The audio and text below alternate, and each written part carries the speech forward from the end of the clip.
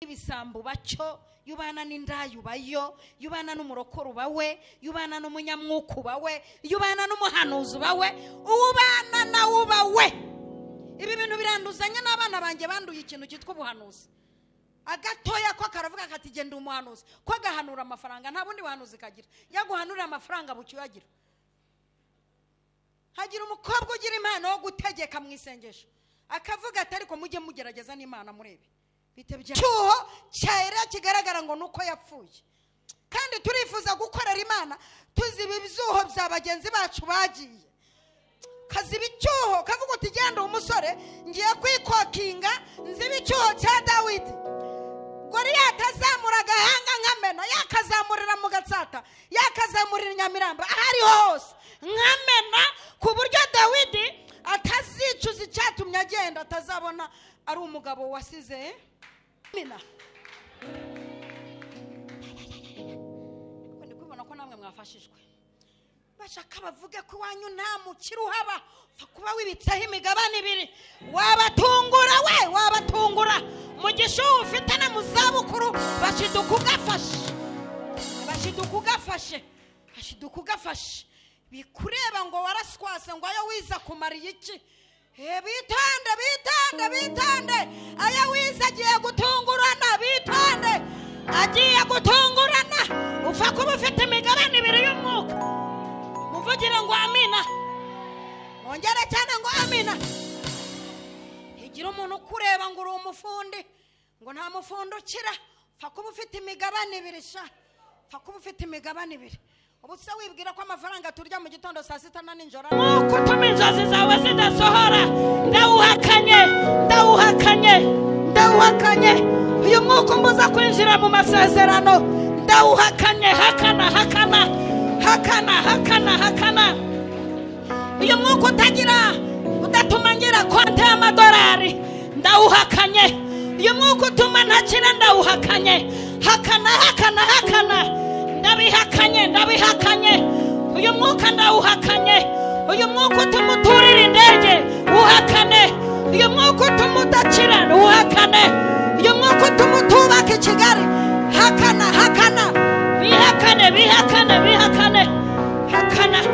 Izina rya Yesu dukomeye Imana amashyi menshi cyane. Duhaye Imana amashyi menshi cyane.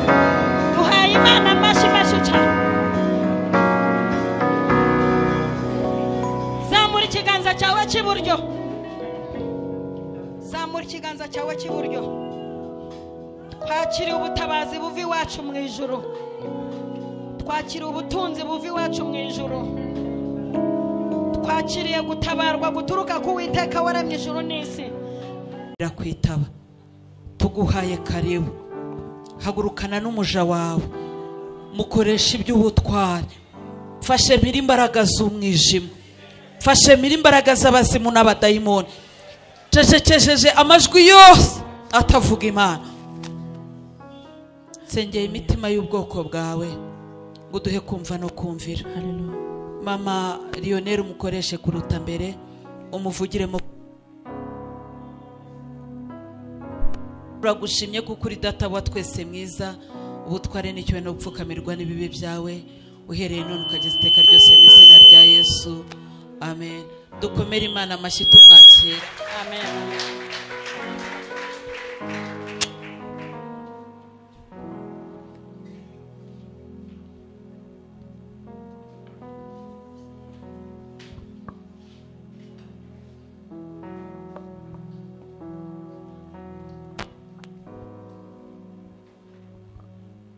Haleluya. Nongeye gushimira Imana ingejeje hano amahoro no gushimira abayobozi bongeye kongera icyizere cyo kongera guhagarara imbere y'iteraniro imbere y'umukombe ungana gutya. Imana ihabwe icyubahiro. Shimira Imana uburinzi bwayo ikomeje kuturinda kuba ugejeje uyu munota ukicara hano suko ibikurwanya byacecetse sinimpuhwe bakugiriye abadayimoni n'imbaraga zikomeye z'Imana. Dushimiye Imana rero itugejeje ahera hayo tukiri bazima. Bibiliya ivuga ngo mwinjire mu marembo ye mushima no mu bikari bye muhimbaza. dushimiye Imana ko ikomeje kuturindira abana kugeza izi saha, nta nkuru mbi turumva, haba mu miryango, haba mu bana aho bari ku ishuri. Dushimiye Imana kubw'imirimo ikora. Tuyishimiye ko turi hano tutaturutse mu bitaro, kuko hari abadamu bafite uburanga baryamye hariya se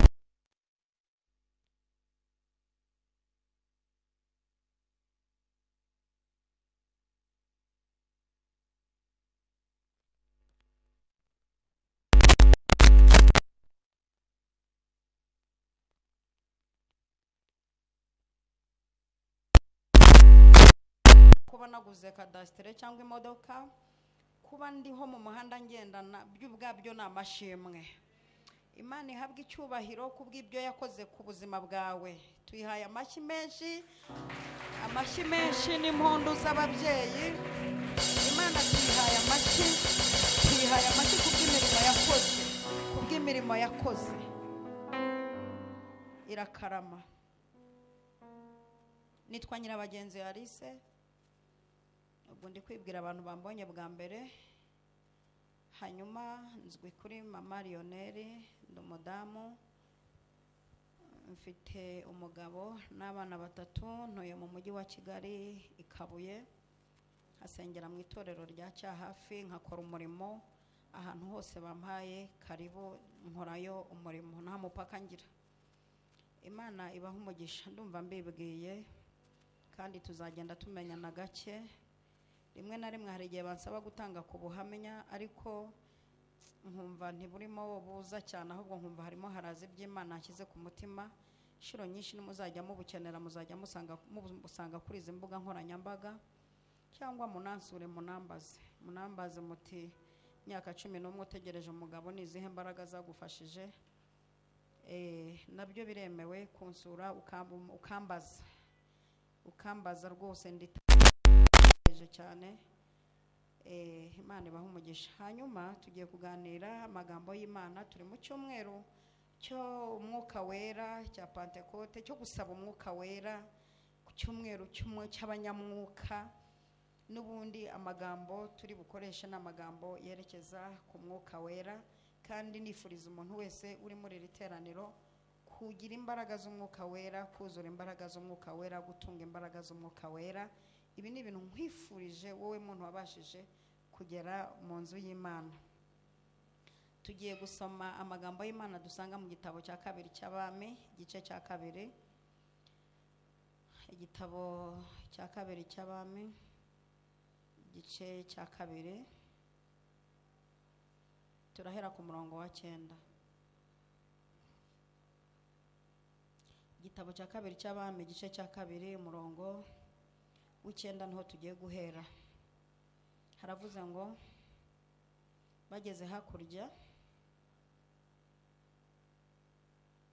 Eliya abwira Elisa ati, nsaba icyo ushaka cyose ndakigukorera ntaratandukanywa nawe.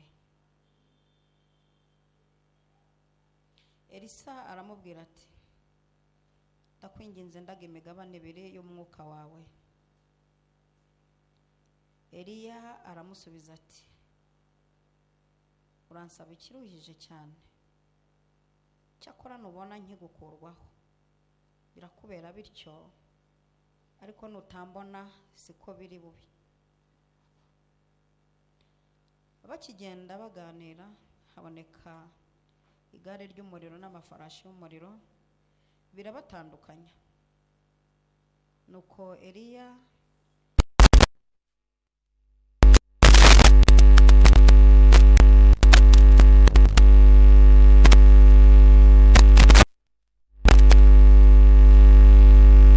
kumubona ukundi, maze afata umwambaro we awutanyaguramo 2, atoragura n'umwitero Eliya ataye, asubirayo.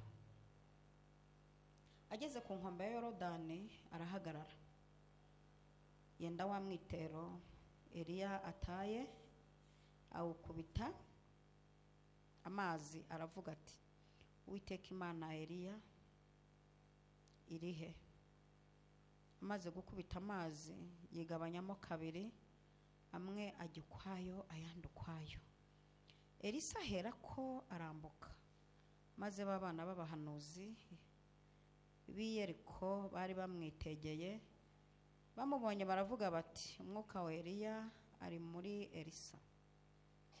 Nuko baza bamusanganira, bamugezeho bamwikubita imbere, baramubwira bati abagaragu bawe turi kumwe n'abagabo bakomeye 50, none turakwinginze reka bajye gushaka shobuja, ahari umwuka w'Uwiteka yaba yamuteruye akamujugunya ku musozi muremure cyangwa mu kibaya. Reka tuganire kuri aya magambo aryoshye cyane. Mu buzima busanzwe nkunda Elisa. Hari abantu babiri nkunda muri Bibiliya, nubwo bose mbakunda ariko hari abo nkunda cyane, Eliya na Elisa. Ni abagabo bakoze udutendo dukaze turi mu mwuka wera, basize amateka akomeye. Bari mu bagabo bagiye bakoze ariko ntibagira akantu kabagaragaraho. Tujya tuvuga Samusoni cyane ariko hakazaho akantu ka ariko aryama ku bibero bya Delila. Twagera kuri Dawidi tukamuvuga ariko hakazaho akantu kuko hasambanye na muka Uriya. Ariko Elisa na Eliya bari mu bagabo bakoze pe, nta kantu ka ariko Bibiliya yabagaragajeho. Noneho ikintu nakundiye aba bagabo tutari busange mu buzima busanzwe bw'abakozi b'Imana b'iki gihe. Muri ihangano uyu munsi ndi buvuge nitonzemo gakeya kugira ngo mbanze numvikanisha impamvu y'iri jambo. Aba bagabo Elisa na Eliya gake cyane abantu bino bemera umwuka uri muri runaka. Umwe yumva akazi, akumva urwego agezemo rurakaze, akabona abo hasi ye, iminsi yose abona hari abari hasi ye.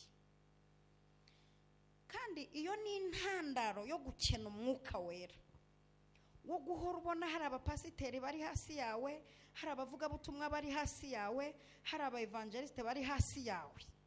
Iminsi yose ubona bari hasi yawe uhora ubamanura, kuko n'ubundi bukene bumeze nk'ubutindi bafite. Niyo hari inzira igaragara yakuzamura kugira ngo ugere mu kigero gikwiriye gishyitse, cyangwa akabona hari ubundi buryo Imana ikuzamuye mu bumana bwayo, ari yeranje agakereye intambara iguhonda. Mwihangane cyane uyu munsi ndi bwigisha nk'uwigisha abantu bagiye gukora ibintu bikaze, kuko umwuka wera ndabizi ko agiye kubakoresha ibintu bikaze. Ndabizi neza ko muri iri torero mwahuye n'imiyaga irabahuha, ntimwahubuka, mufataho murakomeza. Ndabizi ko Uwiteka agiye kubakoresha ibintu bikaze, ariko nugira amahirwe ukabona Imana ikugejeje mu rwego rwo gukora ibintu bikaze, uzazamura uri hejuru. Kuko iyo uzamura umuntu nawe urushaho kuzamuka, ariko iyo umumanura umanukana nawe. Niyo mpamvu ubona abakozi b'Imana bamwe batazamuka ahubwo bahora bamanuka. Impamvu bamanuka nuko bamanura abandi. Iteka iyo umanura abandi nawe uramanuka.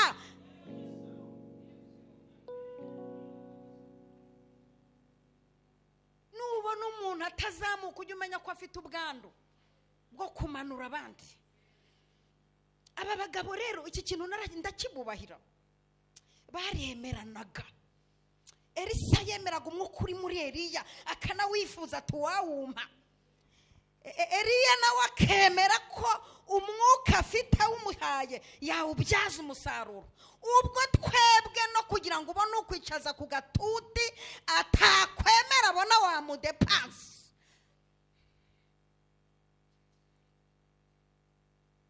Turifuza kubona abakozi b'Imana bameze nk'aba bagabo. Icyampa nka 5 muri uyu mujyi wa Kigali nongeye kubigaho bundi bushya abagabo. Ni gute umuntu avuga ati namenye ko uri budukurweho, ariko nkurikije amavuta kurimo n'imbaraga zikurimo, ndumva hari imigabane ibiri y'umwuka wera ikuriho nshaka kugera mu rwego wifuza imbaraga ziri muri runaka. Ubwo muri iyi minsi heze umwuka wo kutemera imbaraga ziri muri runaka, ufata n'umwanya ugafata mikrofone ugatumiza imbuga nkoranyambaga ukajya kumanura umuntu utazi uko yazamutse. Mumfasha kumva ibi bintu. Birashoboka wenda ko muri iki cyumweru mwari mwiteze ibintu by'imirambararo cyane za Haleluya nk'esheshatu, nazo zirahari muri iri jambo. Kuko ndumva ndi bunasengera abantu, ndumva ndi bunasengera abantu. Hari ibintu ushaka ko tutazahingiraho twebwe. Misi yose umuhinzi ahingiye ku rwiri ararumbya, ntiyeza. Hari ibintu rero abantu benshi bahingiyeho bitumye bateza, ukajya ukabona hamezemo urwiri.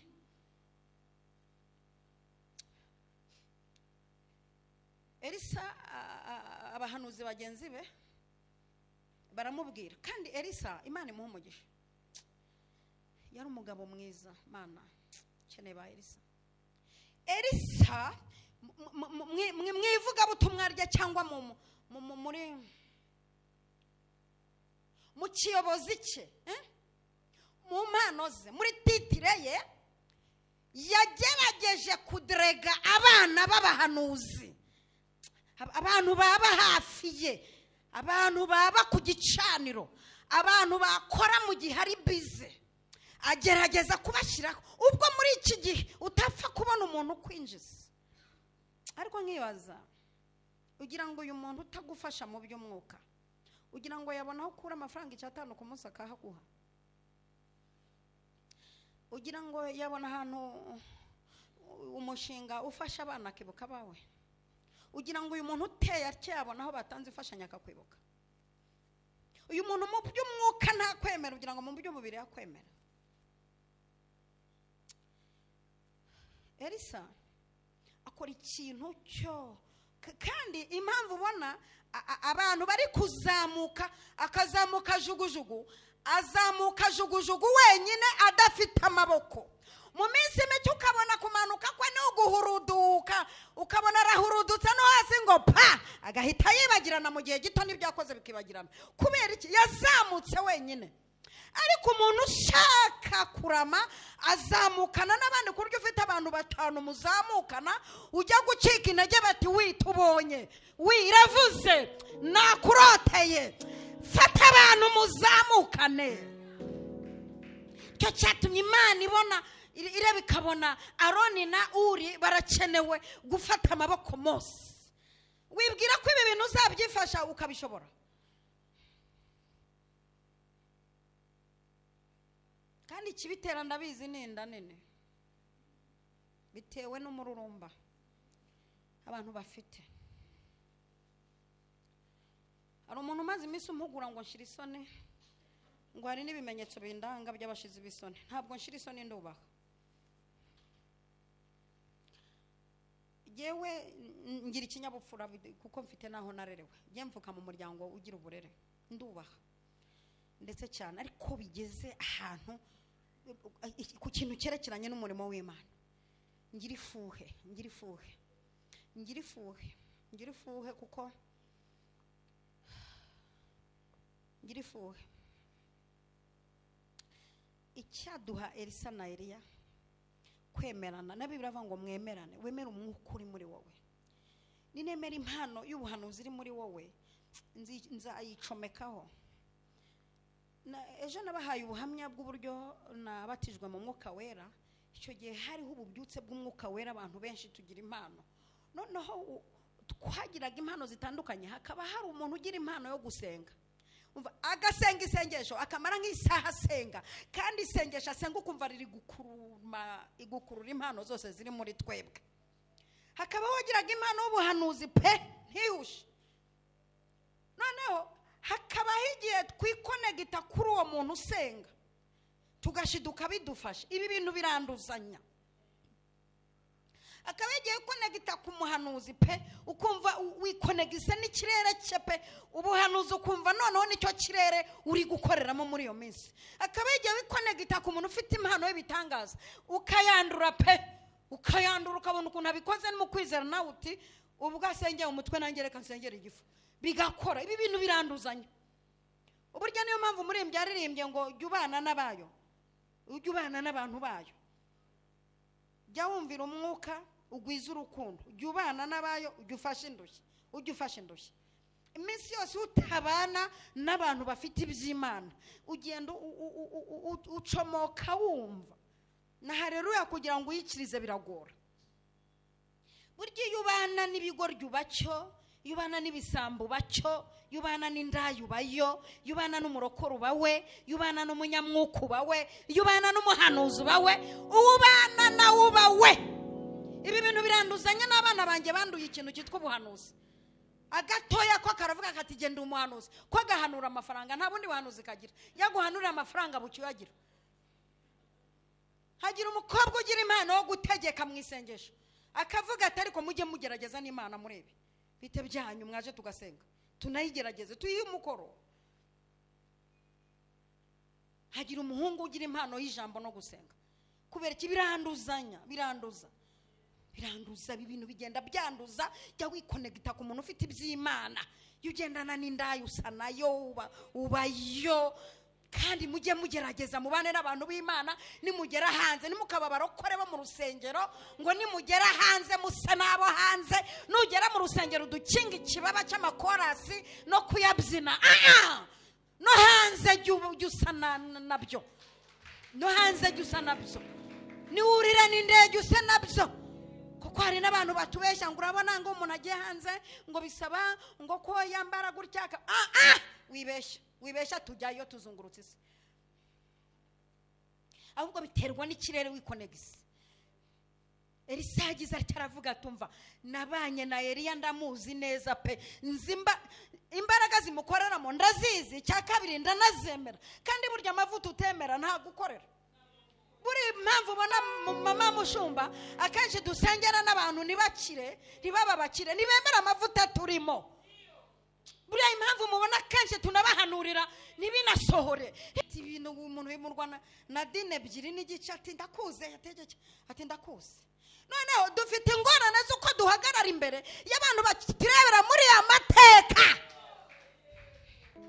bigatuma kenshi mutabona n'ubutabazi kuko nimwemera umwuka turimo, nimwemera ko twatumwe n'Imana, nimwemera ko Uwiteka akorera muri twe. Urahanurira umuntu kubera ko amaze iminsi ubuhanuzi bwaramugeze aha ngo iyi ni inshuro ya 3 ibivuga, ukajya kubara inshuro ibivuze. Kandi ahandi turahagera wavuga ikivuze agahita kurundaho n'ikintu cyitwa ifeza n'izahabu, akahita bibibira bugaca bisohora. Ariko ni muri akamenya ibanga ryo kwikonegita ku muntu w'Imana. Reka mbabwire Elisa yakoze ikintu cyiza. Elisa we Elisa iturize ruhukira mu mahoro, ndahari ndi umugore munini, nzakora icyo cyawe nikizagaragara. Ruhukira mu mahoro, cyo cyawe nikizagaragara. Elisa arangije aravuga ati jewe igihe mbanye na Eliya naramubonye aba mu mwuka w'Imana, ibintu bye birakora, birakenewe.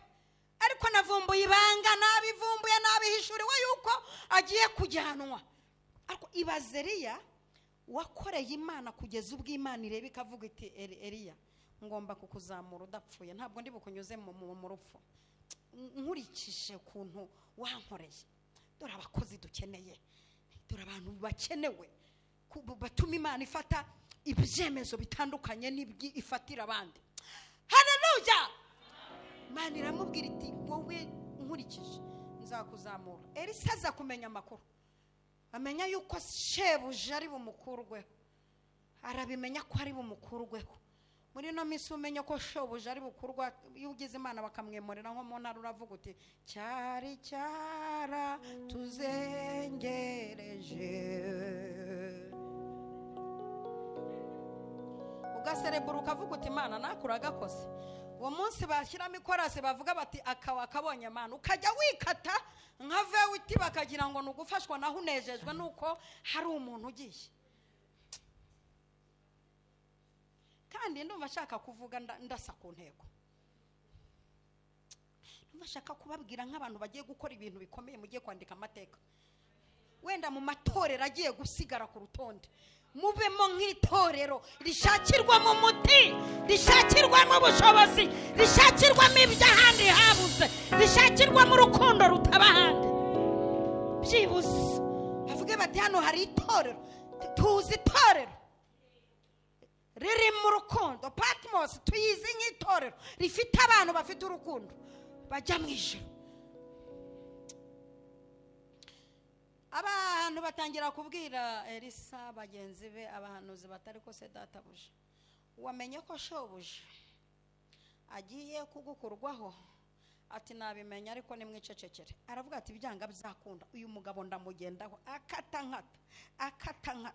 akata mugendaho igishura cye ntancika, kuko ndashaka imigabane ibiri y'umwuka wera, uwayima uwanizaho gake wampa imigabane ibiri y'umwuka wera nkayibyaza umusaruro. Ubwo abandi bipapiramo ubuhanuzi bakabubyazamo amafaranga no kwirirwa besikoroka n'abatera inda mu biro tutazi umubare w'abana bafite, abo bihakana, abaza bakigira abanyoni nyinshi. Elisa suko yari ameze, siyo ntego yari afite. Yumvaga ashaka imigabane ibiri y'umwuka wera, ntihagire icyuho cyera kigaragara ngo nuko yapfuye. Kandi turifuza gukorera Imana tuziba ibyuho bya bagenzi bacu bagiye. Kaziba icyuho kavuga uti genda umusore ngiye kwikokinga nziba icyuho cya Dawidi. Goliyati azamura agahanga nkamena, yakazamurira mu Gatsata, yakazamurira Nyamiramba, ahari hose nkamena, ku buryo Dawidi atazicuza icyatumye agenda, atazabona ari umugabo wasize. Urumva neza? Abadamu mwikokinge muvuga muti turabizemera. Debora ni umugore wapfuye apfa yivuze, arivuga arivovota, umwuka muzaho ahangana na Sisera. Hahaguruka umugore mugenzi we twa Yayeli, barafatikanya bica Sisera, ibendera ry'Uwiteka rirazamuka mu gihugu, barataraka baravuga bati ijuru riratabara. Byibuze ujye mu kigwi cye uvuga uti nta cyuho cye kizagaragara. Hakubundi iminsi umaze ukoze yahe mateka, wakubaza amateka ukoze. Reba amagaburo wariye, reba repetisiyo, reba intebe wicayeho. Wageze mu nsengero usanga ziruzuye, ntuzi nuko ibyaha byishyurwa, wicara nk'umuntu ibyakemutse, ntunere kuti nanjye wagira ikintu nzana mu nzu y'Imana. Mbega waricaye wararambije, mbega wagira ngo barakubyaye ngo urerwe, umeze nk'umwana w'igitambambuga ukuza. Mbega munyihanganire, ndumva ndi mu mwuka, nta munyamubiri wavuga ibi. Mujye munashimira Imana abantu mwasanze byuzuye ibintu. Hari ababimeneye amaraso, hari abarara bicaye ngo barebe ko ejo mwabona aho mujya. Hari ababyeyi bemera bakafata n'amafaranga yunguka kugira ngo babone aho bacumbikisha abana babo. Ukemera ukavuga uti umwana ntahera ku mugati, reka basi ngidena ariko abona umugati. Ariko akaba hari igihe ngorane urera badakura, nabyo ni agahinda.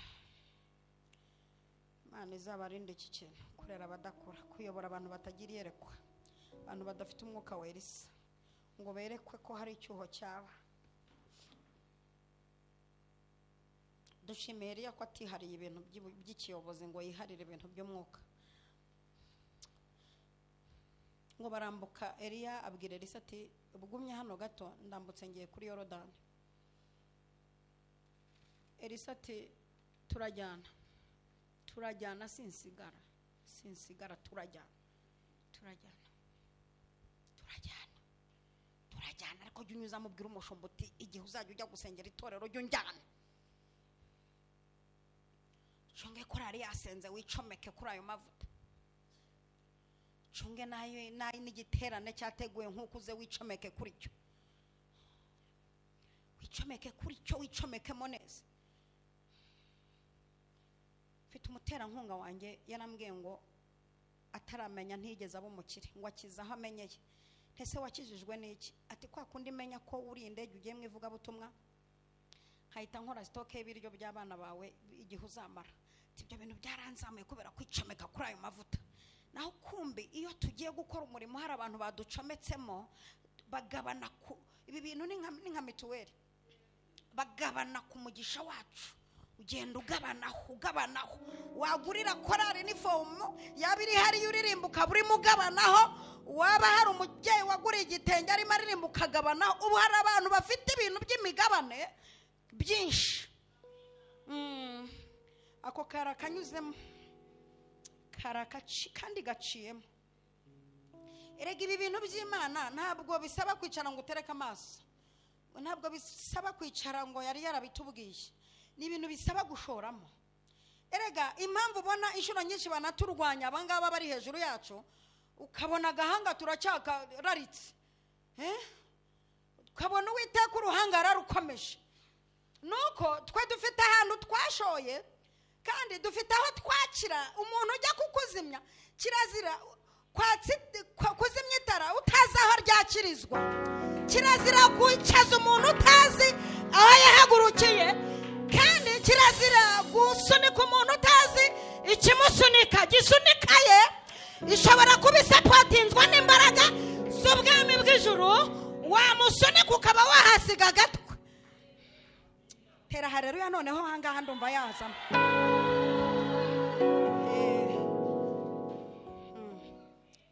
Uyu muntu ujya witonda nubona ageze no mu marembera, ugabanya amagambo, arembereye hari icyo umwuka yavuganye nawe, ejo yagutungura. Twe turatungurana.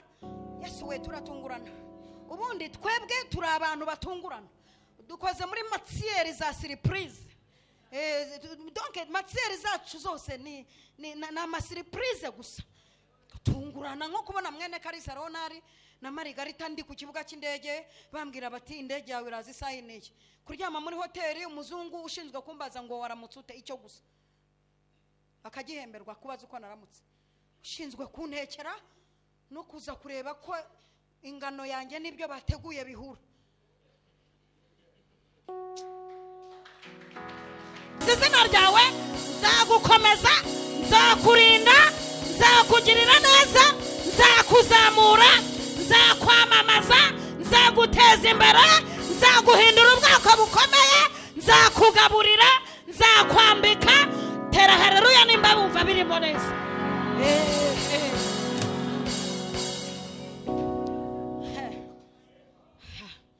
Mana ishimwe, Mana yanjye ishimwe. Bikurebera ku nyanya wicara imbere, kuko bagiye mu mwuka bakareba ikihisha muri izo nyanya, batangira kugusuhuza bagira batyo. Urumva neza? Bikurebera mu gitenge wahindurije kubera ko cyacuye.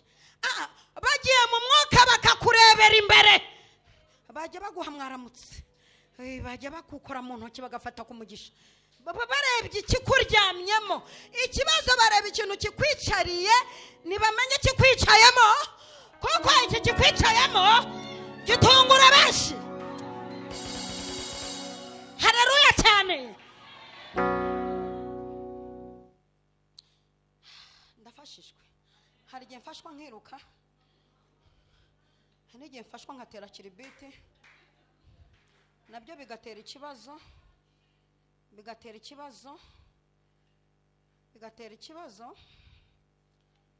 Ariko ntibamenye ko unyicayemo, unkoresha, ntabwo atekereza nk'uko wowe utekereza. Wishaka kunyereka ritime ngenderaho, kuko ibyo mfite sinabikuye muri famiye y'iwanyu. No, ntihazagira umuntu ukwigisha gukoresha ibintu Imana yaguhaye, kuko ntabwo wabikuye mu kagari ke.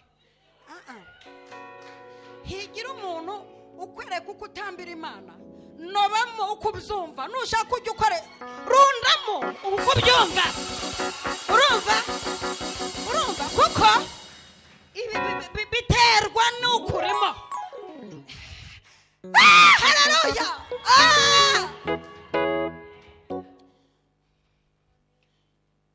Eliya ati Elisa waba usigaye hano wambaye ugasigara ha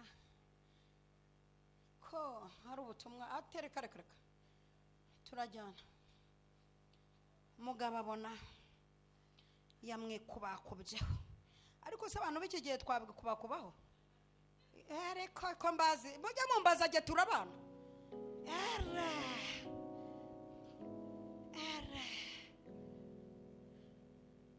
mwegere se gake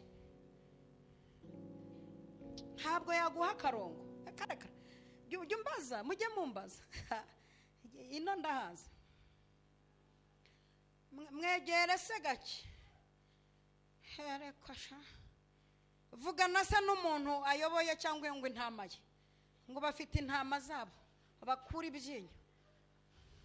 Mwegere umutwara intama, intama nazo birirwa batwara bapepuzanya bapfa. Izi ntama nabo biziriko ziziritseho. Hari wigeze kunyihaniza ati ndakuyamye ku bakirisitu banjye, ibintu byo kwirirwa basengera baguhamagara nkwiya mutazantwara intama.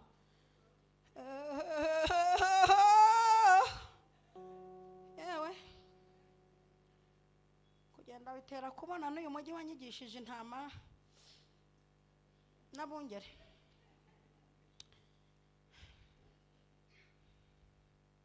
Eliya ati nkigukurwaho kubera ko wamaramaje, kubera ko udashaka icyuho gisigarangiye, kubera ko ufite inyungu y'Imana, wowe nkigukurwaho ukabona sinye zo kugukurwaho ziratangiye, wowe unumbire ukanure, wowe nturangare ukanure, ushyire amavitensi mu maso ukanure nturangare. Ubundi twebwe ibintu byacu bigiye kuza bisaba ko twiyagiserera, ntabwo ibintu byacu biza cyenyaga. Ibisubizo byacu nabonye bisaba ko dukanura, maze ngo mu gukanura haza umuyaga wa serwakira.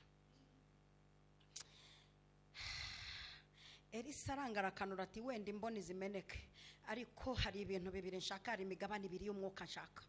Twebwe taza kubona dutera haleluya tuvuga mu gatega amatwi, hari amaraso twamenye, twemeye kuba ibishoro by'Imana, kuba ibishoro by'Imana. Ukajya ujya no ku maternity. Ndibuka ko je byarabambaze, rimwe navuye ku maternity maze iminsi 3, Imana irambwira iti zamuka ku kirenge cya Ruganzo, hari ahantu ngutumye, hari abantu ugiye gusengera. Mfata umumama umwe w'inshuti yanjye, mama Pasiteri mama Fazili, ndamubwira nti ndakwinginze ntwaza uruhinja, Uwiteka ntumye ku kirenge cya Ruganzo.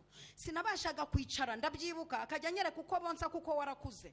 Nagiye nunamye ndagenda nsengera umuntu nkuzeho urupfu, Imana yankoresha ibintu bikomeye. Ndangije ndamanuka ndongera nsubira kwa muganga, barongera barasanasana. Imana irangije irambwira iti ngiye kuguhembera icyo ukoze. Ibi bintu by'Imana nugukanura, utitaye ku muyaga serwakira, utitaye ku bavuga ngo ni wabishobora, utitaye ku babyiyitiriye, utitaye ku mateko n'amagambo, bisaba gukanura. Bavuga bakagira ngo ni wumve Ikinyarwanda. Uzi ko hari igihe batuvuga tukamera nk'aho twambaye kuteri we, tutivuga uvuye aha. Twebwe turi muri gahunda yo gutumbira, kuko imbere tuhafite akazi, tuhafite umurimo. Ntabaratanu uvuga ngo amina.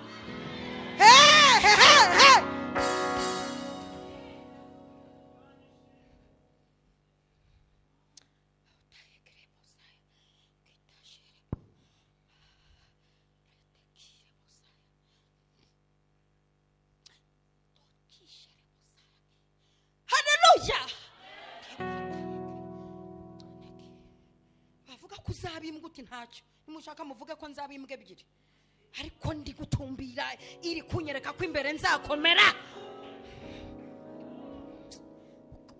Gatumbira utitaye kubavuga bati ntabwo uzarushobora, nubwo urugo rwubatse ntuzarushobora. Uti nacyo nimushaka muvuge ko ruri bunanire yiyageragewe. Gahunda mfite namenye ibanga ko ari ugutumbira, nkafata imigabane ibiri yo kubaka urugo, ngo serwakiriraza. Elisa aragumya arakanura, mu kanya gato ngo amagare y'umuriro riba riraje, riba ritwaye shebuja, ngo ahita amunagira umwitero, hita mukubita icyitwa umwitero. aravuga ati ntacyo ndihopfora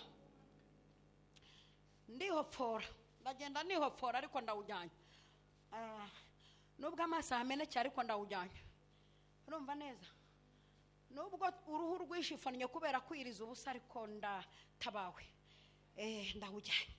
ndawujyanye nubwo mahuriye n'ingorane ariko mwitero nguyu ndawufite buriya naho umuntu yaza kuzanaho amagambo yo kugukanga upfa kuba wibitseho imigabane ibiri aho bavuga bati arengeje imyaka 30 nta sheri upfa kuba wibitseho imigabane ibiri nushaka kugira imyaka 30 n'ingahe upfa kuba wibitseho imigabane ibiri iki kintu muri ko cyumvara muvuge cyane ngo amina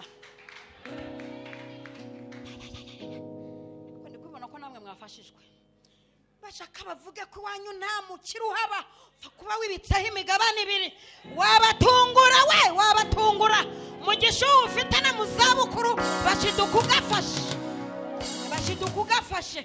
bashidukugafashe bikureba ngo waraswase ngo ayo wiza kumariye iki bitande ayo wiza agiye gutungurana upfa kuba ufite imigabane ibiri y'umwuka muvugira ngo amina ongera cyane ngo amina igira umuntu kureba ngo uri umufundi ngo nta mufundi ukira upfa kuba ufite imigabane ibiri ubu se wibwira ko amafaranga turya mu gitondo saa sita na nijoro ari ayo dukura mu byo twize ariko mwakwitonze uhise ubyumva wowe wabyumvise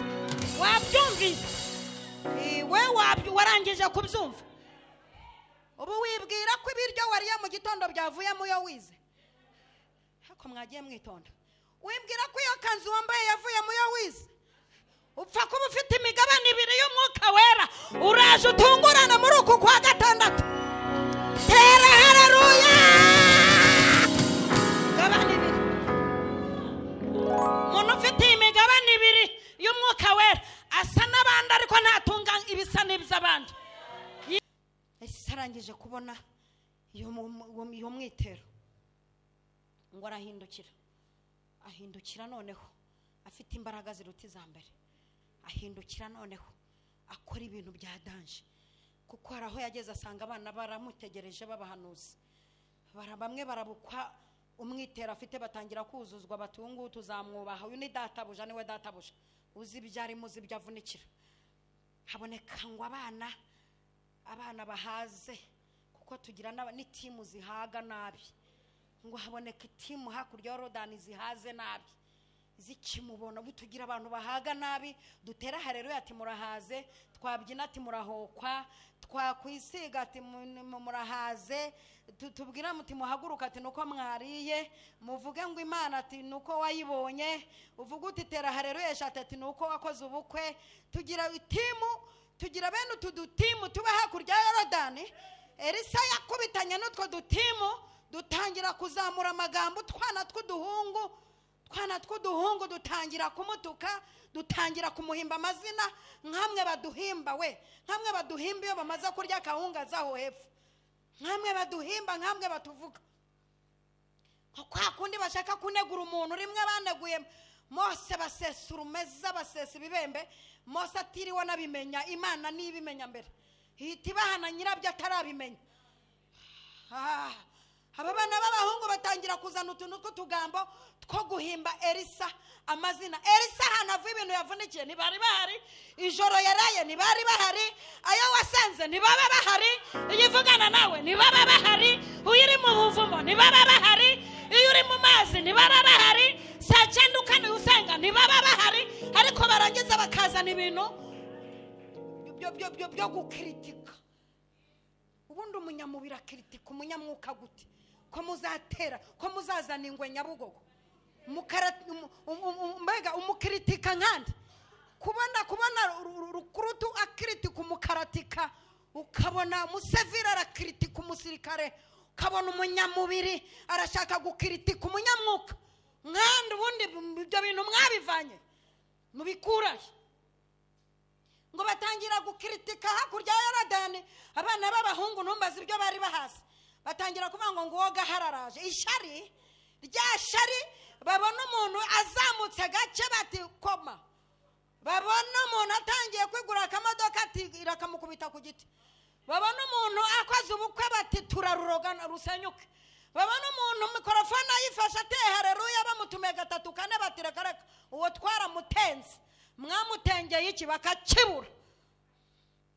Hakurya ya Yorodani bene aba bantu barahari baduha amazina badutega iminsi, ubu hari abantu ngo baduteze iminsi ngo ntituzisazira, tuzasaza iminsi yacu nta n'umwe ubuzeho, tuzapfa dushaje. Ikimenyetso cy'uko tuzasaza nuko baturoze n'ubundi ntidupfe. Bimwe mu bintu bitwereka ko tuzarama nuko baturoze inshuro zirenga imwe ntidupfe. Haguruka uvuga ngo nzarama. Mani guha umugisha.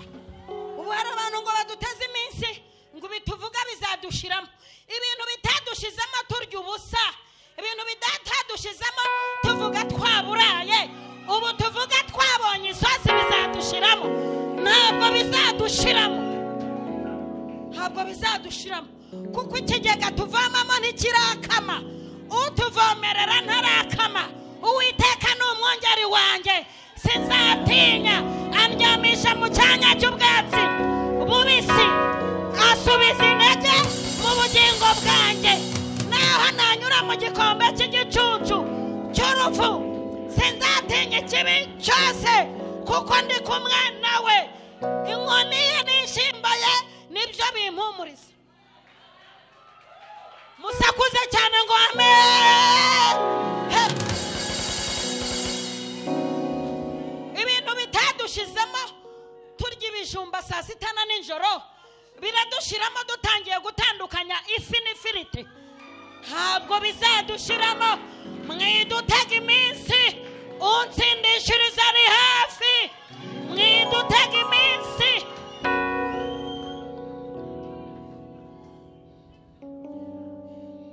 Muntabare muvuga ngo amen.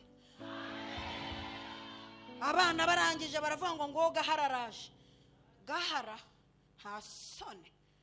Gahara umuntu watunutse amaso agabana imigabane muri aho muri kurya za kawunga ngo gahara hasone. Umuntu urarakanuye abasengera ati mana afashe intama ngo ni gahara hasone. Umuntu waharaniye imigabane ibiri akemera agashaka kuhasiga ubuzima ngo gahara hasone. Kandi rubanda mushishwa nabi, muri inenuka inkunguzi nzibona kare. Hari inkunguzi zikungurira n'izikungurira bene wabo, izi zo zarikunguriye. Ubundi genzi inkunguzi zirenza 2 muri Bibiliya. Hari n'indi nkunguzi Elisa yarahanuye ngo ejo nk'iki ginda ngo efi izagura shekerimo. Inkunguzi itivuga ngo naho amarembo y'ijuru yakinguka ntibizashoboka. Iyo nawe iri mu nkunguzi nabonye. Noneho ndebera nk'izi nkunguzi zahagaze ahitegeye zitangira kuvuga ngo gahararaje. Gahara seve yipresenta yigeze mu mazina ye yipresenta yigeze mu mwirondoro wo kwiranga muntu ye iryo ryanditseho. Kwiyamya amazina batwita turayiyamye, twikuyeho amazina batwita, amazina atera umwaku, amazina dutega iminsi, ayo mazina tuyikuyeho mu izina.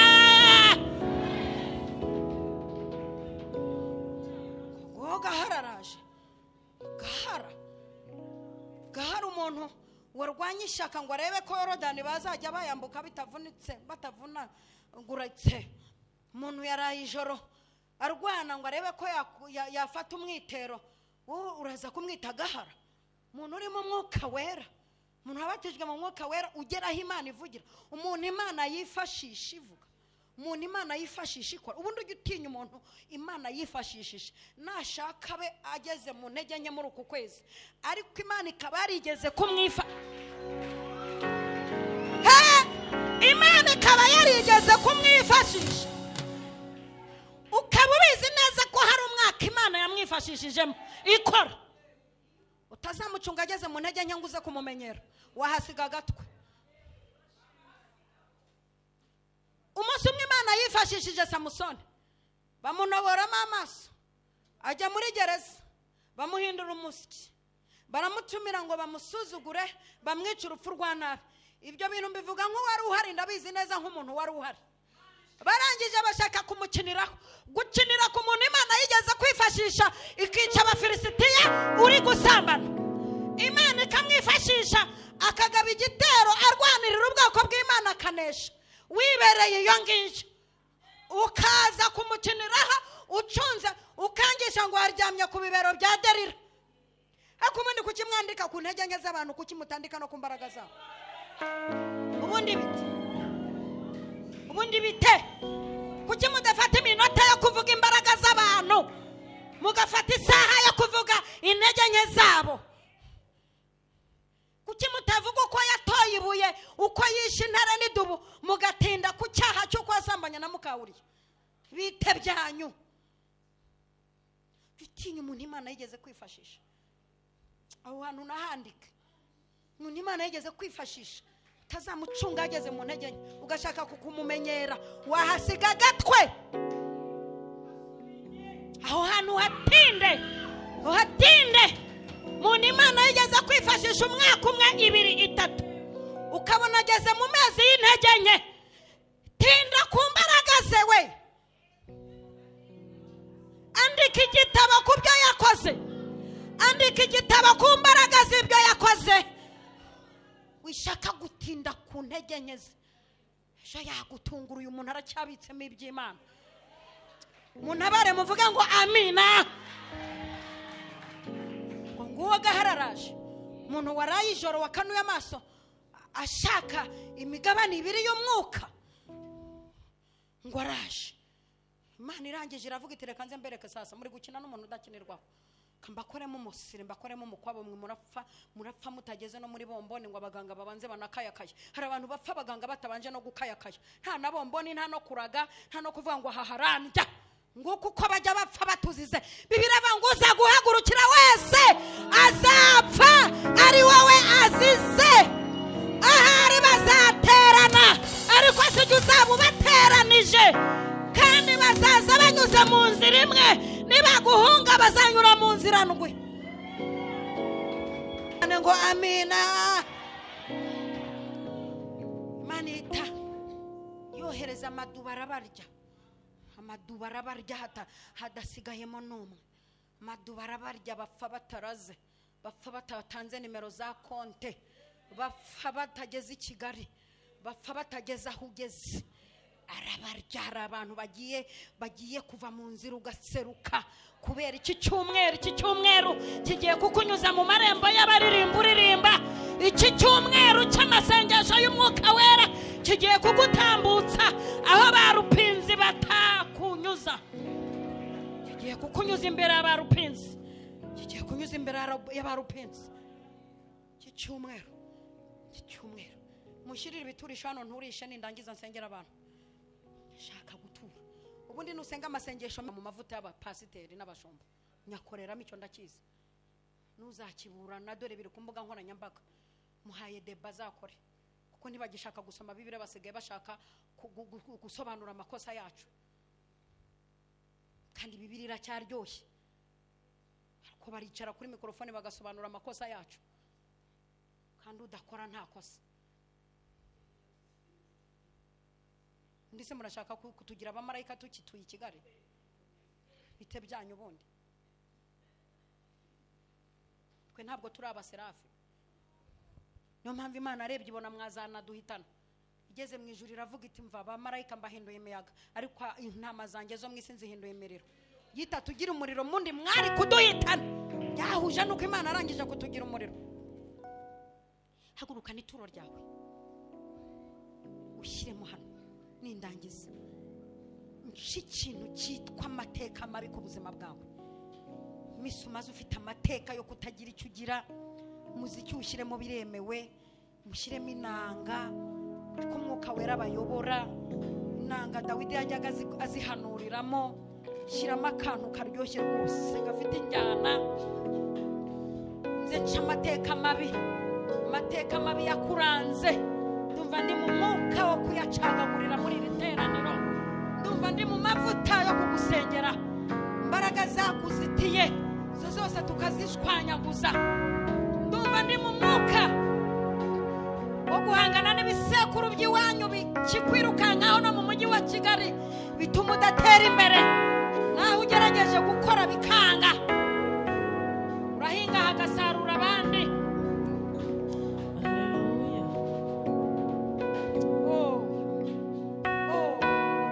Hari ikintu cyitwa amateka mabi n'izi saha kikugendaho. Shaka ko turangiriza muri aya masengesho. Nushaka ubuvuka ku mupfumu, zo mbaraga z'abapfumu tugiye kuzicagagurira ahangaha. Nushaka ubufite indasago warasazwa n'umupfumu ukomeye, izo ndasago tugiye gupfusha ubusa ibyo bazidongereyemo. Nibashaka be barakuzingiye mu ntara, turakuzingurirayo tutavuye ahangaha. Nabaruvuga ngo amina. Mutangire muhaguruke kuko tugeze mu masaha yo guhangana n'imbaraga zatubujije gutera imbere. Iyi ni isaha ya deliverance, iyi ni iminota yo kwikora deliverance.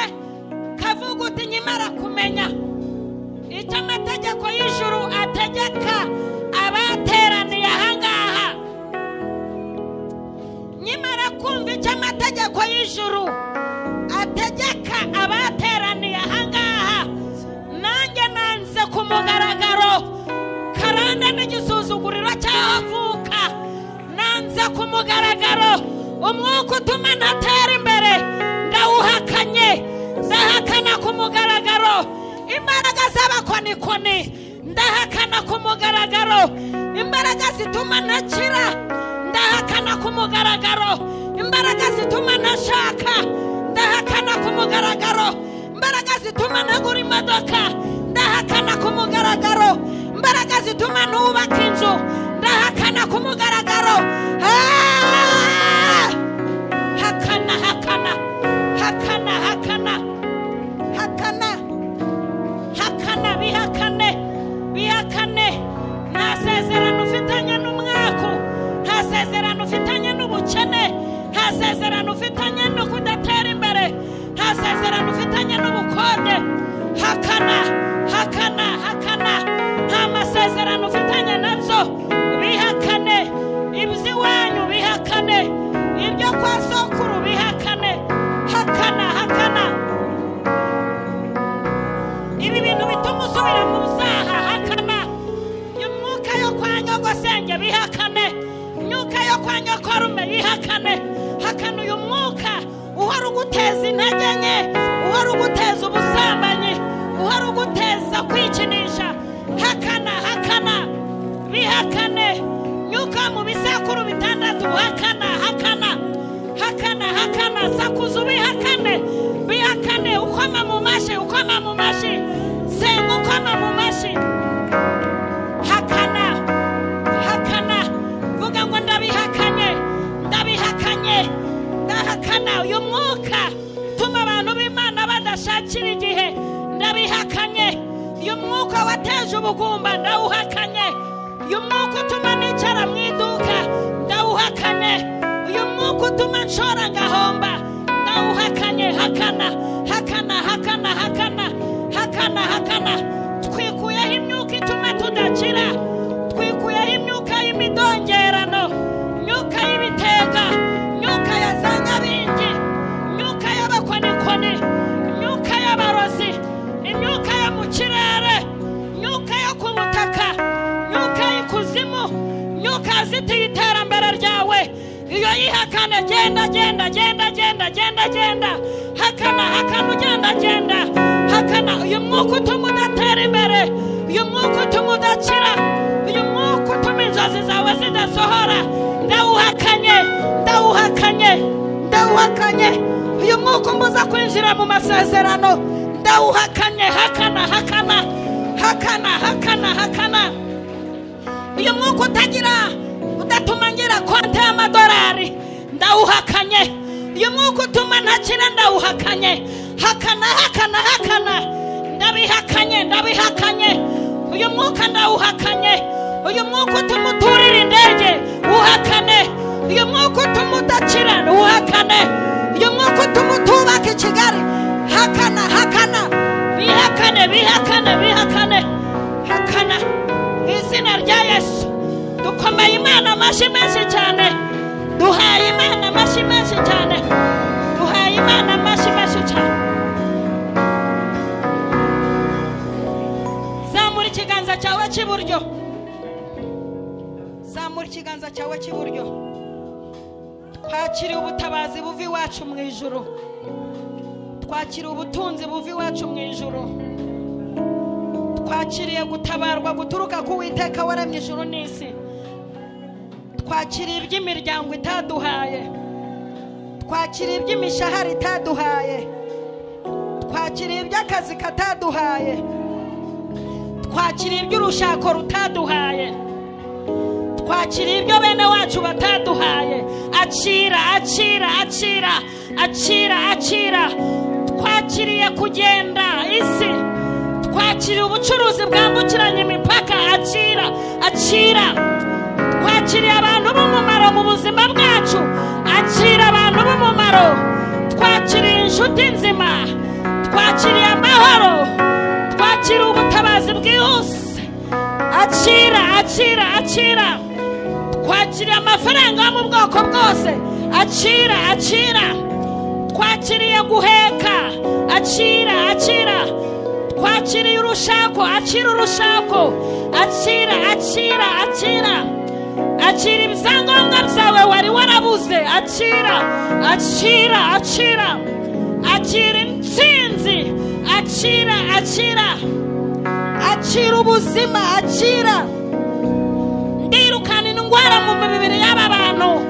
Ndategeka indwara gusohoka, indwara zo mu maraso, iz'umugongo, indwara z'umutwe, indwara zo mu magufa, indwara zo mu mara, ibifu, impyiko, ibihaha, umutwe. Ndategeka indwara zose aho iherereye hose, indwara ituruka ku bakonikoni, indwara zituruka ku marozi, izo zose ndazitegetse. Wa ndwara we wiyita iki?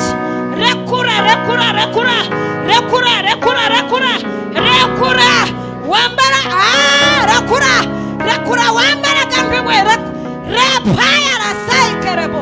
Rekura izina rya rekura amaguru, agace kose wafashe ngusohoyemo. Rekura. Tugukomeye amashyi menshi cyane, tuvuga ko wera none n'iteka ryose. Amina. Twakiriye umushumba.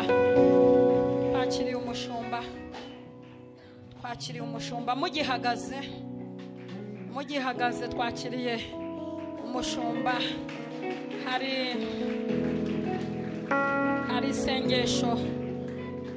Hari isengesho nshaka ko asenga mugihagaze, rimeze gutya.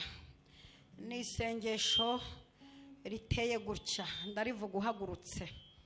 Icya mbere, Imana irabatabaye. Hari abantu bari baravuye ku tuzimu dusubiyeho. Hari abantu bari barahombye, Imana ibahaye ibishoro bishyashya. Hari abantu bari baracikirije amashuri yanyu muyasubiyemo. Hari abantu byari byaranze birakunze. Hari n'umuntu ufite ikizamini cya perimi azayitsinda nahumure. Hanyuma hari imyanya Imana igiye kubicazamo. Hari imyanya myiza Imana igiye kubicazamo ndi kubona. Isengesho agiye kudusengera. Uyu mwanya ugiye kwicaramo, agiye gusenga isengesho riha kwicaza kugeza igihe ari wowe uzabishakira. Kumwe baza kugura umwanya wawe, baza kuguhirika, ntabwo byemewe. Agiye kuhakwicaza hagusudirire kugeza igihe ari wowe uzabyishakirira. Kumwe Imana iguha inzu, kajya kubona ukabona ugujije ubudeni bayiteje cyamunara. Agiye kuhakwicaza kugeza igihe ari wowe uzabyishakira. Kumwe ugura imodoka ubukene bukakurya ukagurisha. Agiye kuhakwicaza. Agiye kwicaza abantu mu byabo. Isengesho agiye kudusengera mu mavuta Imana yamuhaye. Agiye kutwicaza muri ibi bintu Imana izanye. ku buryo umuntu wese uzaduhagurukira Uwiteka azamukubita inkweto mu mutwe. Karibu karibu. Nyiringabo, zina ryawe niryubahwe. Haleluya. Bwami bwawe nibuze. Tugushimiye ibyo uvuganye natwe. Cyubahiro cyawe ntabwo uzagiye ibishushanyo bibajwe. Haleluya. Sengeye ubwoko bwawe, sengeye abaja n'abagaragu bawe. Haleluya. Tugushimiye aho ubicaje, kuvuga kwawe kungana no gukora. Jambo ryawe wabwiye Yesaya, waramubwiye ngo uzaguhagurukira